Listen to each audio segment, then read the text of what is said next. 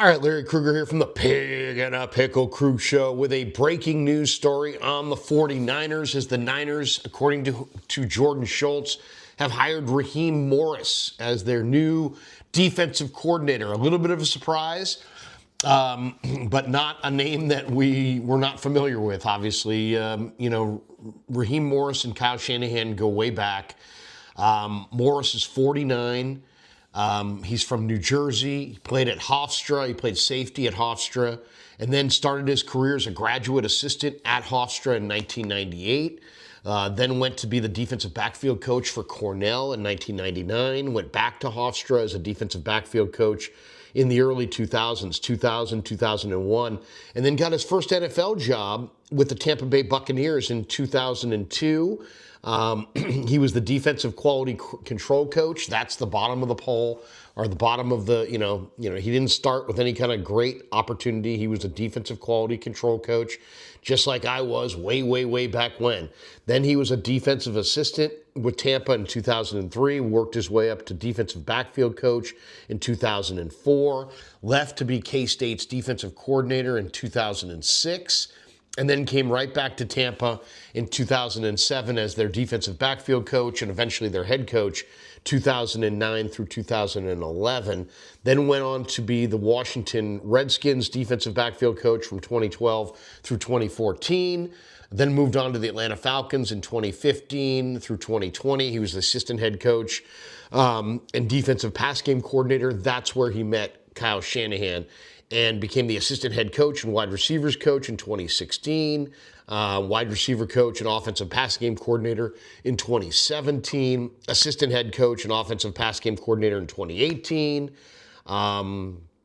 Stayed with them, was the defensive coordinator in 2020, interim head coach in 2020, and then moved on to the Rams as their defensive coordinator in 21 and 22 and 23. Had a lot of success there, and then became the Atlanta Falcons head coach, from 2024 through 2025. He's a two-time Super Bowl champion as an assistant coach. He got a Super Bowl win in Super Bowl 37 and with Tampa Bay, and then also and with the Rams as well. So, 37 and 56 was his head coaching record. Not a very good head coaching record, sub 500. But, it's interesting. I mean, he started his coaching career, way, way back. I mean, way back with Hofstra in 1998. And, he was there. He went to Tampa Bay and had a nice little career there to start off. And then there's a guy that Kyle Shanahan has worked with and knows, and so Raheem Morris comes over as the new defensive coordinator for the 49ers, and it's this is an interesting hire. He's worked for McVay, he's worked with Shanahan before. Atlanta chose him over Bill Belichick, Jim Harbaugh, Mike Vrabel. I mean, he's held in high regard. So he's been criticized for time management for how he's, about his time management in various occasions. So they fired Terry Fontenot and Raheem Morris in Atlanta, and that made him available. And the Niners interviewed Gus Bradley, their in-house candidate. There was talk they wanted Jim Schwartz, and so instead they go for Raheem Morris. So, it's an interesting hire for sure. It's a guy that's done it before. For the people that didn't want Gus Bradley, this will be a good hire because obviously it's not Gus Bradley. For people who obviously wanted Jim Schwartz, they may be disappointed. But overall, I would have to say, pretty good hire by the 49ers when you think all things considered. This is a guy who's done it. He's held in high regard. It didn't work out in Atlanta, but they didn't give it a lot of time. They really didn't. So, I mean, the Falcons finished 8-9. They tied for first place in the NFC South. And so, I mean, he only lasted 2 seasons in Atlanta, which is really kind of, Fontenot had a 5-year tenure there, but only 2 years for Raheem. And, I think it's hard to say why it didn't work in Atlanta. They obviously had big thoughts of turning it around in Atlanta, and it just didn't happen. He failed to produce a winning record in 2 seasons, but the Falcons have had 8 straight losing campaigns. So their losing predates the hiring of Morris for sure. So the Falcons went in a different direction. This is a new start for the 49ers, but a guy that Kyle Shanahan believes in. It's the Atlanta problems, I think, really had to do with the fact that, they wanted Penix, then they also signed Cousins, so there was all this instability at the quarterback spot, and they had some issues on the offensive side of the ball. I will say this, the 49ers offensively really carved up Atlanta. They ran right through the Atlanta Falcons in Raheem Morris's defense in a game earlier this year when the Niners were really struggling to run the ball, period, and yet still they found a way to run right through Atlanta. So, nobody's perfect. It always comes down to players. The bottom line is the 49ers, I think, were 20-something in defense. They were 14th in red zone. Do I think Gus Bradley is going to stay? I don't know. I think it's a possibility. I think it's a possibility that Gus would stay in some role. But for the 49ers, they get a guy who's done some good things. I mean, is he a good head coach? Not really. If you look at 20-25 with Atlanta, 37-56 overall, those are more losses than wins. But a guy who is considered to be a smart defensive coach, a guy that Shanahan is familiar with. Probably I would guess that the Niners will be keeping some of their defensive staff. That would be my guess. I know they like Johnny Holland. I know they like Chris Kasarik. Would they keep those guys? I think they probably would. That would be my guess.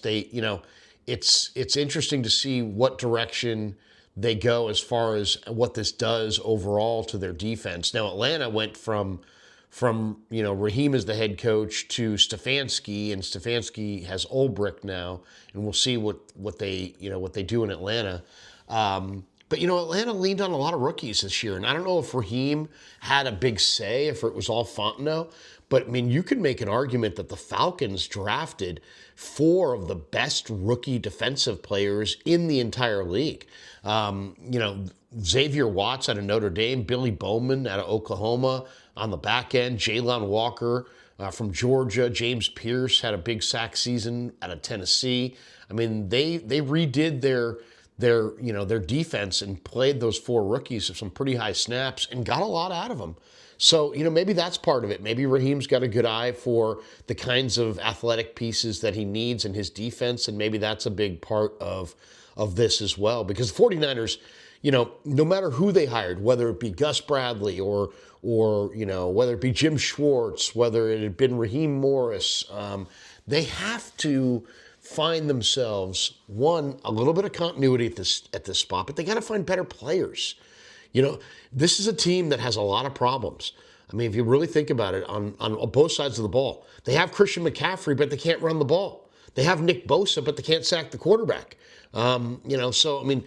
Do they trade Nick Bosa? Do they keep Nick Bosa? Do they move on and try to change the whole thing, or do they try to add around Nick? Bottom line is 49ers have got only 2.5 sacks from their interior. It's a horrible pass rushing interior. They need an interior pass rusher. They need a big-time edge rusher like a Zion Young out of Missouri opposite Nick Bosa. So they need at least 2 really good pieces up front, an interior rusher and an outside rusher. You need to rebuild that linebacking core around Fred Warner. You have Warner, you have Tatum Bethune, you've got Nick Martin with, his career in doubt because of concussions. You need at least 2 good linebackers, probably 3. You need a big-time free safety who can be the leader back there. They need a true number 1 corner with size. It's going to be really interesting to see, what kinds of players they target and how do they rebuild this thing? The Niners have needs on offense and defense, and they really don't have enough picks to fill all their needs. So how exactly do they go about filling their needs? And then the other question, I think that is fair to ask is, does Raheem potentially bring anybody with him from Atlanta? I think that's going to be interesting to watch. Just looking at Atlanta's free agents, they've got, David Onyemata, big defensive tackle who the 49ers could absolutely use. They have Kyle Pitts, a tight end that the 49ers could absolutely use as a replacement for George Kittle, especially until Kittle gets right. Arnold Ebiketie is an edge rusher that I think the 49ers absolutely could use. They've got other guys there, though. D'Angelo Malone, I think the 49ers could use. So, does Morris bring any of those defensive players with him? Onyemata's 33. He might be a little bit older, but Kyle Pitts as a tight end is only 25. Ebiketie's 27. D'Angelo Malone's 26. So, it will be interesting to see. Does Raheem bring any of the pieces that he liked potentially with him? He also, of course, has, earlier stops, and has other players around the league that he really knows and I'm sure likes. So overall, very interesting move. The people that don't like Gus Bradley, well, guess what? They didn't go with Gus Bradley. The people that were dreaming the Jim Schwartz dream, guess what? You're not getting Jim Schwartz, but you are getting a guy in Raheem Morris that I think is a good fit. Why? Because he knows Kyle. There's a trust. I also think Kasarik and Holland, my guess would stay. I think that was probably a prerequisite of the 49er organization. They wanted to keep Chris. They wanted to keep Johnny. They want to keep some continuity on defense. This allows them to have some continuity on defense and have a new lease on life. Will this mean Gus Bradley's out? My guess is Bradley joins Saleh in Tennessee, but maybe not. Maybe Gus stays. Maybe there's enough goodwill built up in the 1 year that Gus was here that Gus could stay under Raheem Morris. As I said, people were asking me, what would Eddie D do? What would Mr. DeBartolo do? And I said, he would look at this situation and interview 3 or 4 of the top candidates and say, hey, we're going to hire 2 of them. We're going to hire Raheem Morris and Gus Bradley. We're going to have Jim Schwartz and Raheem Morris. I mean, that's what Eddie would do. He would spend the most because there is no cap on what you pay for assistant coaches, and he would get the best of the best. And if it meant that he got multiple guys, he'd get multiple guys. When the 49ers won their last Super Bowl, believe it or not, 1995, they had Ray Rhodes and George Seifert. They had Bill McPherson and John Marshall. They had all these guys on staff. So building up your brain trust is something that Eddie D obviously valued, and he would probably keep Gus Bradley and pay Morris top of the scale. So we don't have any details yet on what Morris is going to make. But overall, I think it's a good hire. And now the 49ers can get about the business of finding the real solution on defense. The problem isn't the coordinator. The problem is they have no players. Whether Robert Saleh was there or not, Robert Saleh didn't make this a top 5 defense. He had Garrett Wallow and Eric Kendricks and Kalia Davis and guys coming off the edge that weren't getting to the quarterback, and they're dead last in sacks. The Niners had 20 sacks. A couple years ago, Nick Bosa had 18.5 by himself. The second worst sack team in the league, I think, was the Jets. They had like 26. So the 49ers, they need pass rush. They need second-level defenders. They need their entire linebacking core rebuilt. They need to get a big-time interior rusher and a big-time outside rusher. They need a true number 1 corner and a real stalwart safety, and more depth and more speed. So it doesn't. The task is daunting. So I like Raheem Morris, but I've said it time and time again. I was okay with any of these guys. I think they're all quality guys. It is about players, and if the Niners get Raheem Morris and that's their highlight of what they do to their defense, they're not going to be good on defense.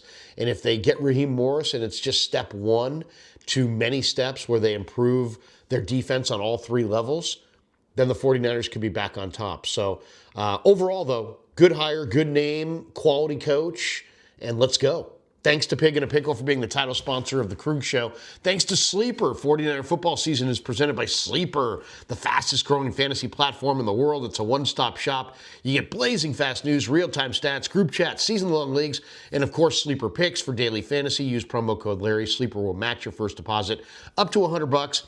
Links in the description. Terms and conditions do apply. Once again, Pig in a Pickle, locations in Emeryville, Corte Madera, Cumming, and Petaluma.